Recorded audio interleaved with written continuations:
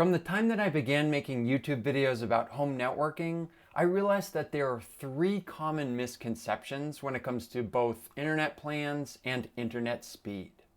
These misconceptions are costing people money on a monthly basis, so I want to take some time to shine a light on these three misconceptions so people can start taking control of their internet plans and saving a little money. The first common myth that I see all the time is people view internet speed kind of like the speed of a car.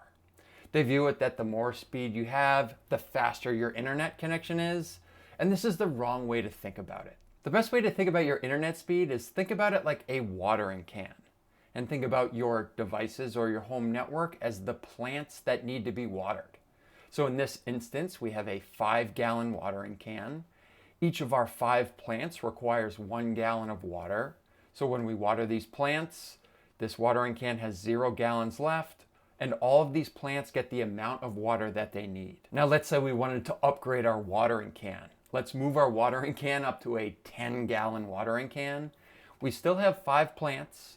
Those 5 plants all require 1 gallon of water, so we can water them all, and then after we're done watering all the plants, our watering can still has 5 gallons of water left over, and these 5 gallons of water are wasted. They don't help your plants grow any faster. If you put too much water on the plants, they're going to die. It doesn't do any good, so all this extra capacity that we added is literally just wasted. So how does this apply to your home network? Well, let's look at it like it's your internet plan. Say you have an internet plan that provides 250 megabits per second. You have 5 devices in your home network that are all accessing the internet at the same time. And based upon the action they're performing on the internet, they all require 50 megabits per second of data at a given point in time. So what happens is this bandwidth gets split amongst the 5 devices in your home network. They each get the bandwidth that they need for their internet tasks that they're performing. And then we're using all of our data plan here. Now taking this analogy one step further, if we were to upgrade our internet plan, let's say we go to a 500 megabit per second internet plan, we still have the same 5 devices in our home network. They all require 50 megabits per second at a given point in time. That data is all provided to those devices. All these devices get the data that they need to perform their internet action, but here you still have 250 megabits per second of internet speed left over because there are no devices that need that bandwidth at that given point in time. So much like the watering can example, when we upgraded that to a 10-gallon can, it had leftover water that wasn't used and it was just wasted. So this is the same example here with your internet plan. If you're upgrading your internet plan, but all your devices don't need that amount of data to perform the activities on the internet that they're performing, all of that extra speed or bandwidth is just wasted. That's why it's good to think about your internet speed as part of your internet plan as an amount of speed that's divided amongst your devices, and you need to make sure that you don't have way too much internet speed because you're not going to use it and you're going to be paying for it on a monthly basis. The second most common myth that I see is that when people sign up for an internet plan that promises a certain amount of megabits per second as their internet speed, they expect to get that internet speed at all times. Unfortunately, this isn't the case, however. It's a little bit tricky because there's some marketing involved from your internet service provider. But in the fine print, when they list an internet plan and the amount of speed that it provides, it says that that speed is up to that amount. So what they're basically telling you is that's the maximum possible speed you can get with your internet plan, but it doesn't mean that's what you're going to be getting all the time. So the reason why you might not get that maximum internet speed promised by your internet plan is because it all depends upon what's happening in the neighborhood around you. So what happens is, let's say this is your neighborhood, all these houses here. All of these houses are connected to your internet service provider. This is a physical connection with cabling in the street. And what's important to understand is this cabling from your internet service provider to all of the houses in your general area, it has a limited amount of bandwidth or a limited amount of internet speed that it can provide. So this basically comes down to supply and demand. If all of the homes in your general area are all accessing the internet at the same time and they have heavy internet needs, that bandwidth connection between your internet service provider here and your homes, that will get strained. and it won't have enough bandwidth to provide every home with their maximum internet speed. So as an example here, let's say you have 5 homes in your neighborhood. Each of these homes is signed up for a 200 megabit per second internet plan with the same internet service provider, and your internet service provider's connection to your general area supports 1000 megabits per second. So this is no problem. If all of these houses are using the internet at the same time, they can each get their promised 200 megabits per second of bandwidth. Where things get challenging, however, is if we add more houses and all of a sudden more of your neighbors start using the internet.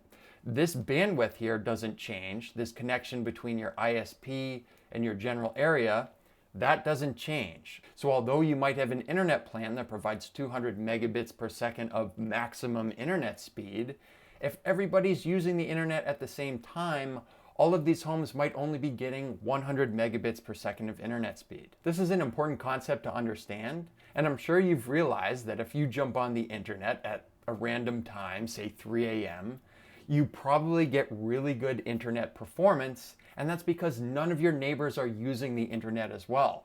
But with this myth of people expecting to get their maximum internet speed at all times, what they will do is they will maybe panic. Maybe they'll look at some of their home networking equipment, say their modem or router, and they'll say, I need to upgrade my equipment in order to get my maximum internet speed. They end up spending money that they don't need to spend because upgrading your equipment is not going to change your performance in this instance. It's literally just an example of supply and demand, and you shouldn't expect to get that maximum internet speed at all times as a result. The last common myth I've seen, and this is something I get a lot of comments on my videos, is that the faster your internet speed is, the faster your download times will be. And I will caveat this by saying that in some unique situations, which we'll go over, this is true, but in the vast majority of cases, this isn't true. And that's because there are multiple instances where the speeds of your downloads can be limited, so let's dive into those. So one of the reasons why faster internet speed doesn't always result in faster download time is the case of download server congestion. So this is very similar to the second misconception we talked about, where we talked about supply and demand. This is the same thing here. If you have multiple people downloading files from the same download server, all of these people can experience a slower download time just because there's a limited amount of bandwidth that this download server has, which it can share with people that are downloading from it. So obviously, the more people that you have here downloading from this download server, the slower all of their resulting connections will be, and it has nothing to do with your internet speed. You could have a gigabit per second internet plan, but if the download server that you're downloading from doesn't support that because of the number of people downloading from it, you're out of luck there. Another reason why faster internet speeds might not result in faster download times is because for a lot of services, especially something like Dropbox or Gmail, there's a limit to the amount of bandwidth that each person can have with that download server. So regardless of the number of people that are connected to it, each connection is limited by the server from the start. So in this case, this download server has a limit of 50 megabits per second per connection. So regardless of what your internet speed is, you're getting 50 megabits per second of bandwidth. Whether you have a 200 megabit per second internet plan, 500 megabit per second internet plan, it literally doesn't matter because the download server is dictating the speed that you can download from that server. Now, with that said, there are some download servers where it is true. If you have a faster internet speed, you'll get a faster download time. And that's because they allow multiple simultaneous connections with that download server. So basically what this allows you to do is it allows you to use or maximize your internet plan to download files as fast as possible. So this might be the case with game servers like Steam, where you're downloading a game that's multiple gigabytes.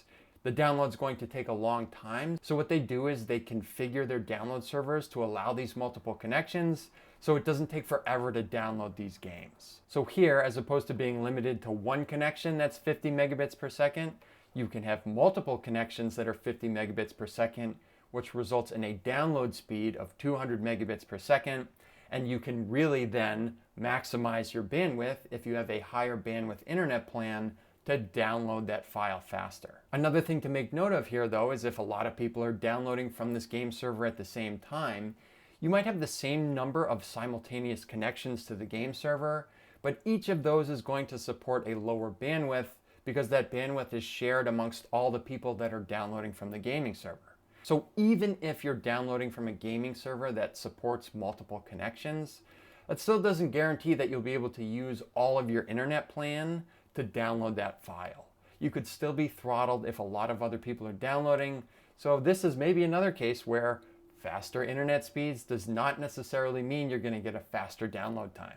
So what this really comes down to is for most people that aren't downloading massive files from the internet, chances are their download's going to be throttled by a limitation on the download server. So having a lot of this extra bandwidth is not going to result in a faster download time. If, however, you're a big time gamer and you download large files from the internet on a frequent basis, and you know that the download server that you're downloading from supports multiple connections, maybe it is worth it to you to have a faster internet plan so you can download those large files faster. But for the vast majority of people, you're not going to see a significant benefit by upgrading your internet plan if the sole purpose is to have faster downloads. So what do these 3 common myths about internet speed tell us? Well, for one, it tells us that more internet speed is not necessarily better. If you only have a few people in your home, there's no way that you need all the bandwidth that a gigabit per second internet plan provides. Now, this is something that your internet service providers, again, as part of their sales tactics, they will tell you you need more bandwidth than you actually need. So what's really important here is you understand how much bandwidth you need at a given point in time, and you size your internet plan accordingly. I've previously made another video that talks about how to right size your internet plan and how much bandwidth you actually need. So I suggest you check that one out if you think you could save some money there. I'd love to see in the comments section if this video helped you better understand your internet plan and you were able to make changes to it to save money on a monthly basis. As always, thanks for checking out this episode from Network from Home, and we'll catch you on the next one.